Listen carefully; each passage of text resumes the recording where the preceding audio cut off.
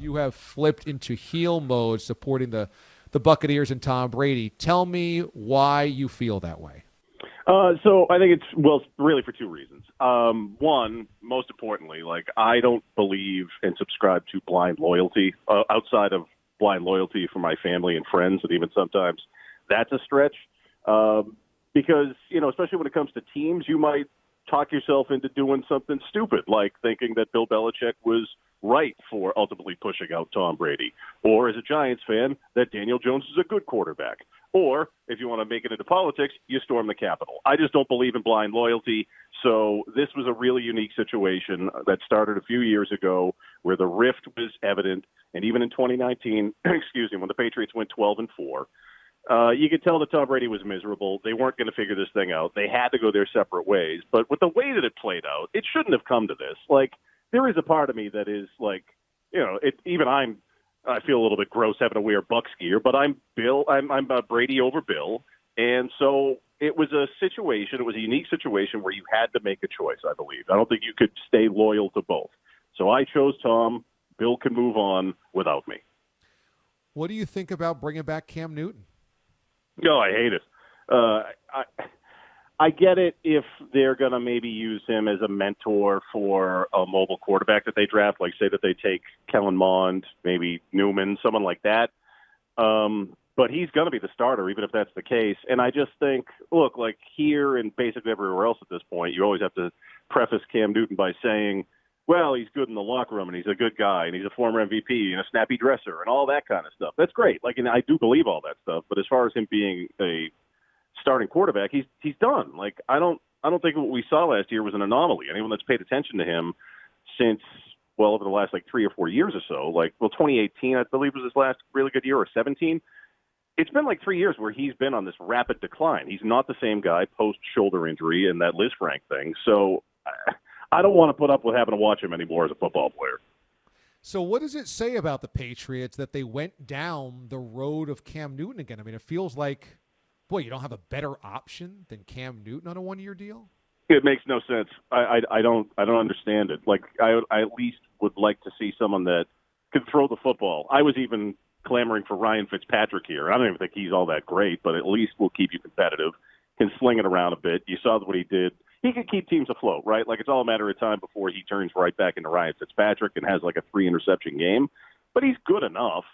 And so it's clear, especially with the moves that they made yesterday, they're going to try to win on defense and trying to run the ball. And they were successful in doing that in 2018. Granted, you still had Brady.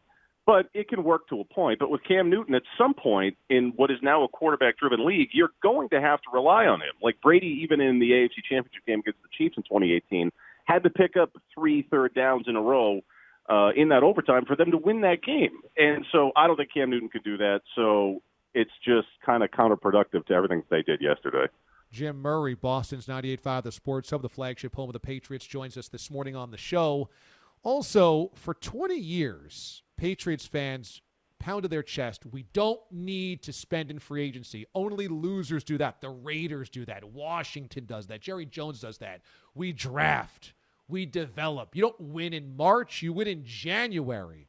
And then yesterday, they spend a whole bunch of money, and Pats fans are like, the Pats are back. Yeah, Belichick's not going to take this lying down. Is there some hypocrisy there?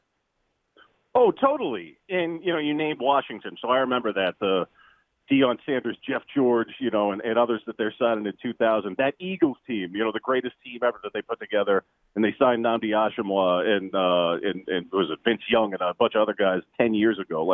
How many times does that actually work out? So on the one hand, I'm glad that they're addressing needs because they have a million holes on this team, which is clear based on the moves that they made yesterday. And now they have a real tight end in Jonnu Smith. Great. But it is hypocritical for the fan base, I think, to look at this and say, yeah, see, this is the way to do it when you've mocked it mercilessly, and rightfully so, for most of your lives. Because the reality is, and as well as anybody else, when you make these massive splashes, does it really ever work out? Rarely, if ever. And people pointed to the Buccaneers. I mean, yeah, they got Tom Brady, but they didn't make massive splashes in free agency last year. Right. They brought in some cheap guys like Antonio Brown in the season, like Gronk before the season. It wasn't spending a ton of boatloads of cash during the season. What's the split, though, or before the season? What's the split, though, amongst Patriots fans that feel like you, that went over to the dark side and went to the Buccaneers, who are staying loyal to the Patriots? I think it's, if I had to, based on the calls and like the response that we got during that Tampa Bay run in January, I would say it's maybe even as high as like 60-40 Pats Bucks. Like at least during that run, like people were, I think, initially mad and didn't get it, and I get it. Like people are going to be, there's the blind loyalty thing again. But as that run happened and continued, and especially after they beat the Saints, I started saying like, there's still some room on the pirate ship. Anyone wants to join me? And it seemed like people were into it. It's not like people were having massive Super Bowl parties. You can't anyway because of the pandemic. But there was more of a buzz, and I think people were more into it and just rooting for Brady as by the time that the Super Bowl came around. That's probably dipped a bit, but I do think there was a sizable chunk of people that were actually rooting for Brady and the Bucs. And maybe more importantly, there is a sizable chunk of Bostonians and sports fans that are right now bitter or angry or frustrated by the Patriots. And the organization has kind of always been something that everybody rallied around because they always won. How could you question anything about it, really? But now there's some significant doubts from a fan base about the Krafts and about Belichick and about the organization for the first time in 20 years, isn't there? Yeah, and I think that they could alleviate that if one of the parties talked, whether that's Robert Kraft, Jonathan Kraft, or Bill Belichick, that we've heard nothing, especially even leading into the Super Bowl and the week after. Just what the plan is. Like even just some lip service, even if you really don't even have a plan. And I don't know if you do, when you bring back Cam Newton, say something. Now, I guess you could say that they're now saying something with their wallets with all the signings yesterday, but still, I think you could alleviate all the paranoia and fear about what the plan is. What are you going to do at quarterback? Are you going to get this back on track if one of these people talked? And I think it's kind of weaselly, too. Just, answer questions. How'd you feel about Brady? A year removed, winning the Super Bowl. What are you going to do at quarterback? Why are you bringing Cam Newton back? Like, if you answer these questions, even if you just got in front of a camera and a microphone and dodged them, I think it'd be a better look in how they've handled this since the Super Bowl. This time last year, I had national pundits and some local writers in Boston tell us on this show that the Patriots really like Jarrett Stidham. They're really high on Jarrett Stidham. They want Jarrett Stidham to take over the job. And obviously, evidence suggests that they never liked Jarrett Stidham and never believed in him. Does that type of thing give you pause when hearing, listening, or believing some of the reports that would come out of Patriots media surrounding whatever we assume that the organization might be thinking? No, you're singing my song, DA. This is the tipping point for me because I bought this crock too.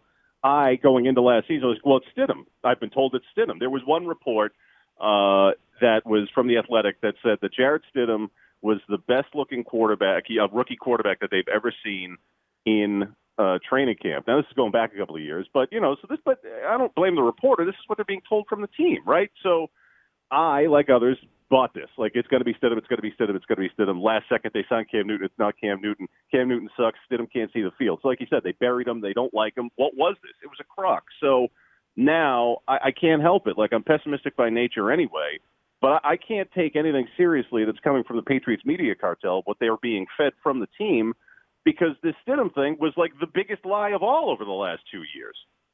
Big Jim Murray joins us from Boston's 98.5 The Sports Hub. Okay, Mraz wants to take you to task. He does not believe you can ever leave the loyalty of your football team. Mraz, take it away. Yeah, well, first of all, I'm a little confused because Jim's breaking down the Patriots and upset with Cam. So do you care about the Patriots or do you not would be my first question before I ask my follow-up. Yes, I do still care, Mraz. But I'm sorry. I'm going to jump you here a little bit. You also can't tweet 4 days ago that in November when the Bucs come in, it better be a sea of orange and white jerseys. That you want to root for Brady and be happy that Brady's successful without Bill, that's one thing. Jim, New England, you can't have Bon Jovi living on a prayer going and everybody's wearing Buck Brady jerseys because that's the side you're picking. To steal a line from a Bronx Tale, you think Tom Brady gives a damn about you or anybody else? Talk about blind loyalty. You have blind loyalty to Tom Brady. That's a disgrace. You wear your Patriot stuff. Oh, yeah, no, I know he wouldn't. He wouldn't take a leak on me or anyone else if we were on fire. I know that. But between these two, like I said to DA, I think you had to make a choice, whether it was Tom or Bill. But why? In this case, why? Because it shouldn't have come to this. It's a unique situation. Brady should still be here. Bill thought he could win with any of the top 15 quarterbacks. When Garoppolo was here during the practices, it looks the same. It looks the same. Don't try to feed me that. He was a complete a-hole about it. So I chose Tom, like many other people did, and until he retires, I am ultimately, gun to my head, if I have to choose one of the two, I'm going with Brady and the Bucs. That's being a fraud. That is being a fraud. You were raised in New England to be a Patriots fan. You don't just decide because your favorite player of all time went somewhere else that you're going to choose him for however long he lasts in his career, and then you'll come back to being Patriots first. You don't do that. That's not blind loyalty. It's a disgrace. You should never be allowed in Gillette Stadium ever again, at one Patriot place ever again, if you don a Bucs jersey in there when Brady and the Bucs come. I love you, Jim, but that's a fraud. Yeah, fair. I've been called it by everyone else on Twitter, too. I can take it. And the Twitter banner? The Twitter banner? Now you're just poking fun and trolling. It's a blast, though, I'll tell you that. Okay, so are you going to be rooting for the Buccaneers when the Bucs come to town in November? Yeah, of course. It's disgusting. So you're going to go to that game and root against the Patriots? Yeah, and hopefully by that point everyone's vaccinated. We can have some semblance of the fandom there. I mean, here's the thing, and Mraz doesn't know this is going to drive him crazy. As of right now, I do the post game for the Patriots, so yeah, I'll have to be there. They usually set us up in a bar. I'm sure people will want to throw things, but yeah, if it all plays out the way I would like to think it will. I'll have my orange Bucs Brady hoodie on and my number 12 red hat, and people can be mad like Mraz. They can come yell at me that day. Hold on. All right, that game's at 4:25. Bills lose at 1. Patriots playing for a piece of first place in late November, and you are actively rooting for the Bucs in the game. 1,000%. Oh, stop it, Jim. Stop it. And don't hide your fraudulent stuff by trying to tell everybody you're all pumped about the vaccines. You're being a fraud, an absolute fraud. And your tasted sandwich shop tuna fish stinks too, by the judge of your Twitter. Believe me, I worked come on. That's a low blow, Mraz. Right.